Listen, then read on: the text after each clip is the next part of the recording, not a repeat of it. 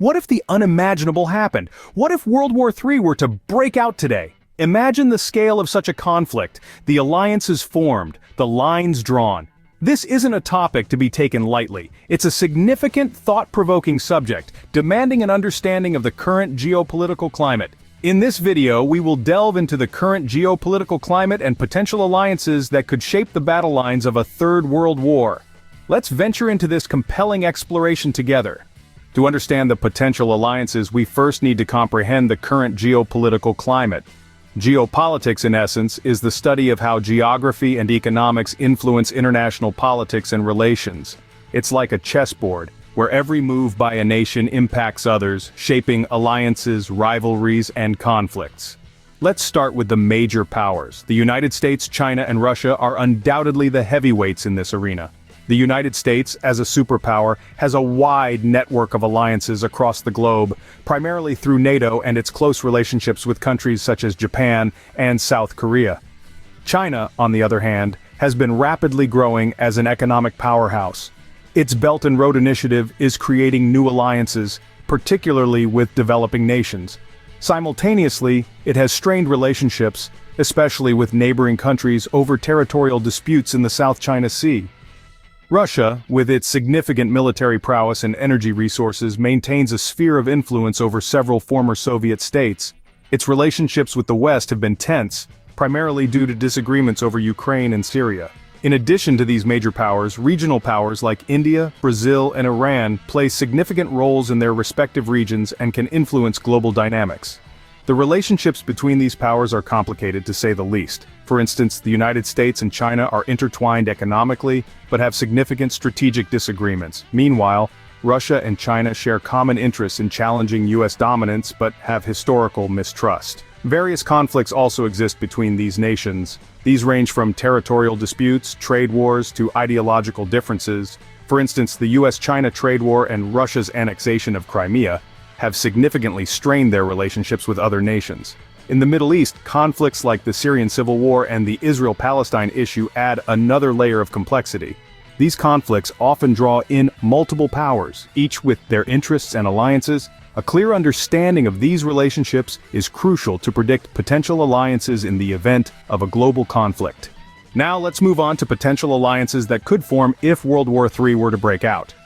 In the ever-evolving chessboard of global politics, alliances are not just about friendships or shared values.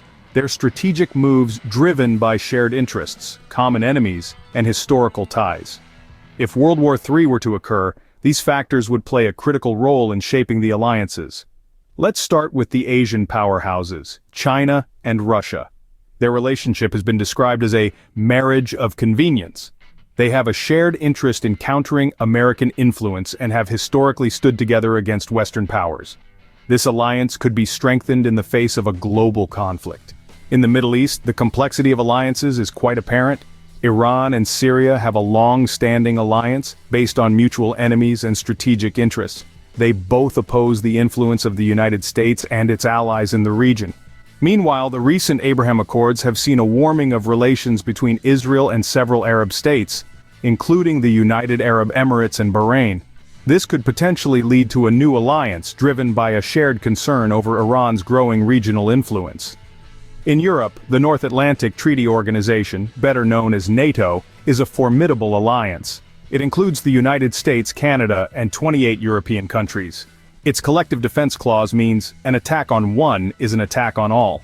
So, if World War III were to break out, NATO members would likely stand together. Africa, with its 54 nations, presents a complex web of potential alliances.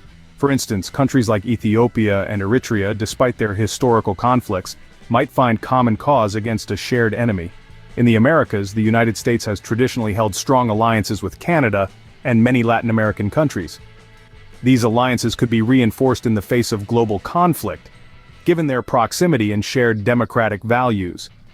In the Pacific, the Quad, an informal strategic forum comprising the United States, Japan, India, and Australia, is seen as a potential counterbalance to China's growing influence. If tensions escalate into conflict, this alliance could play a crucial role. It's important to remember, though, that these are not fixed alliances. Countries are not monolithic entities. Their interests can change, their leadership can change, and so can their alliances. The global political landscape is fluid, and alliances can shift, break, or form anew in response to emerging threats and opportunities. In the hypothetical scenario of World War III, alliances would not only determine the sides but also the scale and intensity of the conflict. The chessboard would be reset and the game would be far more complex and unpredictable. These potential alliances are not set in stone, they are merely predictions based on the current geopolitical climate.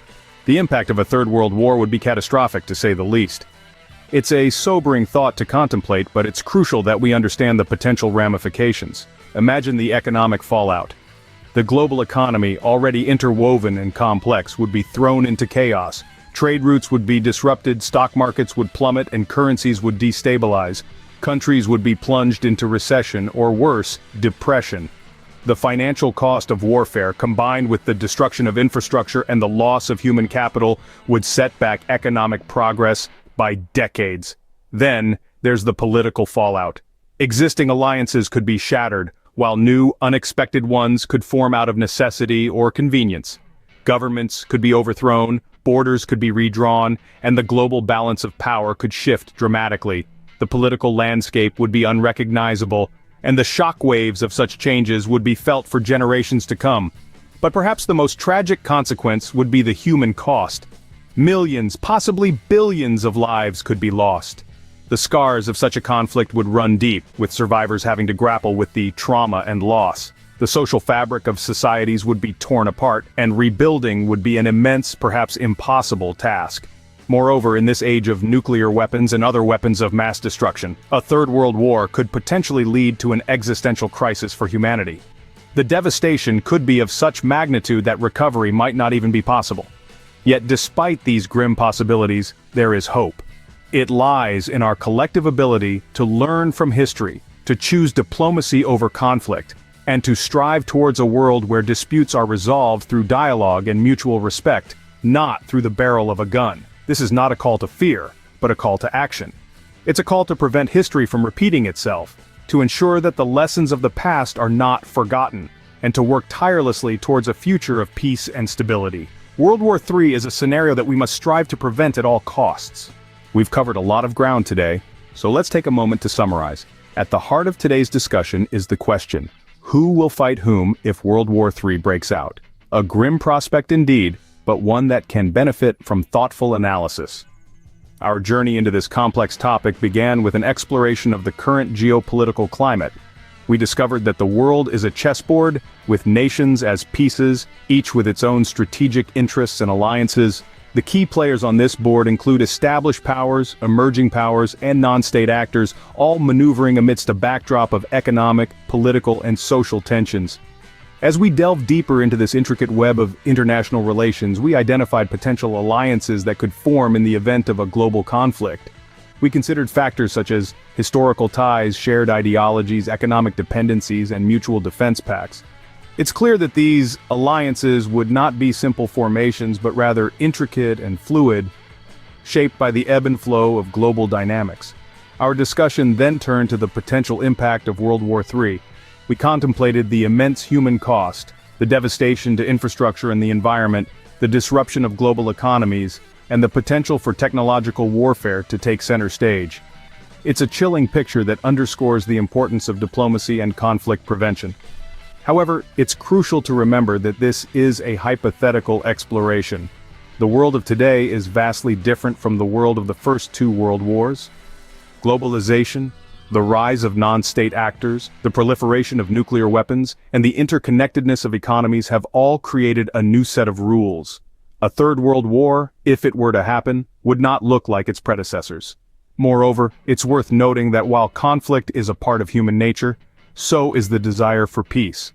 Throughout history, we've seen countless instances of nations choosing negotiation over aggression, cooperation over competition, and unity over division. And it's these instances that give us hope for the future. In conclusion, while we can speculate about the alliances and outcomes of a potential World War III, it's just that speculation. Our focus should be on understanding, mitigating, and resolving the tensions that could lead to such a conflict. While it's important to understand these possibilities, let's hope that the world leaders choose diplomacy over conflict, peace over war.